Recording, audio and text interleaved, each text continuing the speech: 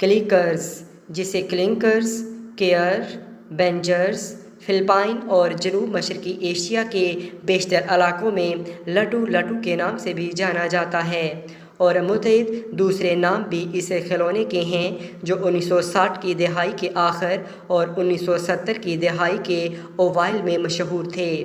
کلکرز کا ایک سیٹ کا دورانیہ 1 منٹ اور 6 سیکنڈ ہے۔ 1971 میں ڈچ نیوز ریل کھلونے کی مقبولیت کو کلک کلاک گسے کے طور پر کور کرتی ہے۔ 1968 میں گسے والے شیشے کے دائرے کے ماڈل سامنے آئے جو بالآخر بکھر سکتے ہیں اور صارفین یا آس پاس کے دیگر افراد کو زخمی کر سکتے ہیں۔ 1970 کے دہائی کے اوائل میں مینوفیکچررز نے انہیں تار پر معطل پلاسٹک کے دائروں میں تبدیل کر دیا۔ جب وہ اوپر نیچے جھولتے تھے، ایک دوسرے کے خلاف بہت زور سے مارتے تھے تو انہوں نے زور سے کلنکنگ کی آواز نکالی تھی۔ کلکرز ارجنٹائن کے ہتھیار بولاس سے ملتے جلتے ہیں۔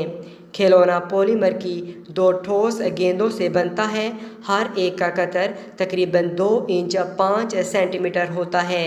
ایک مضبوط تار کے ساتھ انگلی کے ٹیپ سے منسلک ہوتا ہے۔ کھلاڑی نیچے لٹکی ہوئی گیندوں کے ساتھ ٹیپ کو پکڑتا ہے اور اوپر اور نیچے ہاتھ کی حرکت سے دونوں گیندوں کو ایک دوسرے کے ساتھ اور پیچھے کی طرف جھولنے کا باعث بنتا ہے، جس سے کھلونے کا نام نکلتا ہے۔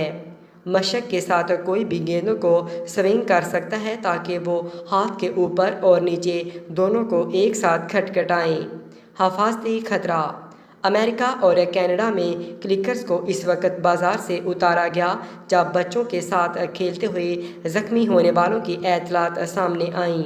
کافی بھاری اور تیزی سے چلنے والی اور سخت ایکریلک پلاسٹک سے بنی گیندیں کبھی کبھار ایک دوسرے سے ٹکرانے پر بکھر جاتی تھیں۔ ریاست ہائے متحدہ امریکہ ان کی درجہ بندی ریاست ہائے متحدہ میں ایک میکینیکل خطرہ کے طور پر کی گئی تھی۔ کلکرز کی تیاری: 1990 کی دہائی میں کلکرز کے نئے ڈیزائن میں جدید پلاسٹک کا استعمال کیا گیا جو بکھر نہیں سکتے اور 2 فری سوئنگنگ مخالف مثلث ایک ہینڈل کے ساتھ منسلک ہیں، جن کے سروں پر وزنی گیندیں ہیں۔ وہ اکثر روشن نشین رنگوں میں شور مچانے والے کھلونوں یا پارٹی کے حق میں فروخت ہوتے ہیں۔ 2017 میں کھلونا کی اصل شکل مصر میں بحال ہوئی اور اسکول کے بچوں میں مقبولیت حاصل کی۔ یہ مصری صدر عبدالفتاح السیسی کے خصیوں کا حوالہ دیتے ہوئے سیسیز بال کے نام سے مشہور ہوا۔ اس کے بعد پولیس نے 48 کلکر بیچنے والوں کو گرفتار کیا اور کھلونوں کے 1403 جوڑے ضبط کر لیے، جنہیں وہ حکومت کے لیے ناگوار سمجھتے تھے۔ لٹو لٹو 2020 کی دہائی کے دوران فلپائن میں ایک مقبول کھلونا بن گیا۔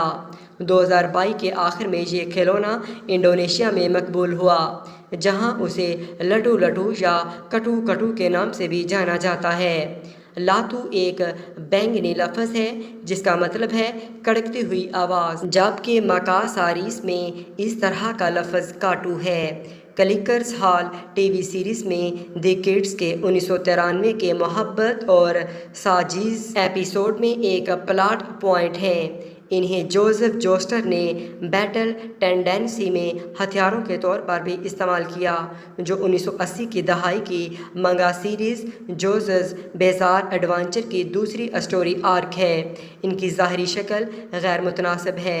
جیسا کہ جنگ کا رجحان 1938 میں ہوتا ہے، وہ 2021 میں جاری ہونے والے آخری باب میں منگا کے 8ویں اسٹوری آرک جو جولین میں بھی دوبارہ نمودار ہوتے ہیں۔